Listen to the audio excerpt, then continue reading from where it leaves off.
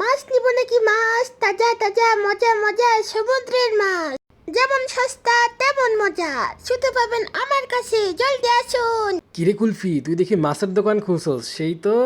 আমার একটু ডিসকাউন্ট দে না, তোর দোকানটা হ্যাপি সুন্দর হয়েছে। ওফো, তোমার মতো আত্মীয় স্বজনদের জন্য আমাদের মতো ব্যবসায়ী খালি লস খায়। আচ্ছা ঠিক আছে, আর ভাব মারিস না। এই মাছটার কেজি কত? আগে এক পিস কিনে দেখাও, এক পিস 300 টাকা। ওই মিস্টার সিন্ডিকেট, এক পিস কখনো 300 টাকা হয়? আচ্ছা, এই রুই মাছটার দাম কত বলতো? এই রুই মাছটা থাইল্যান্ড থেকে আসছে, তাই এর দাম হইতেছে 5,000 টাকা। কেমনি কি একটা মাছের এত দাম কেন? আরে তুমি জীবনে এই মাছ খাইছো? এগুলো উচ্চ বংশের মাছ। আরে ভাই, একটু তো দাম কমাবি। নো নো নো নো, একদম নো দামাদামি। তোমার জন্য ভ্যাট ছাড়া দিছি, ভ্যাট সহ এর দাম 7,000 টাকা হইতো। আচ্ছা, এটা কত? এটা হইতেছে রূপের চান্দা মাছ, এটার দাম হইতেছে 1,000 টাকা। আরে গরু, এটা রূপের চান্দা মাছ না, এটার নাম হইতেছে রূপচাঁদা মাছ। ওই একই। এটা হইতেছে চিমটি মাছ, এটা এক পিস 500 টাকা।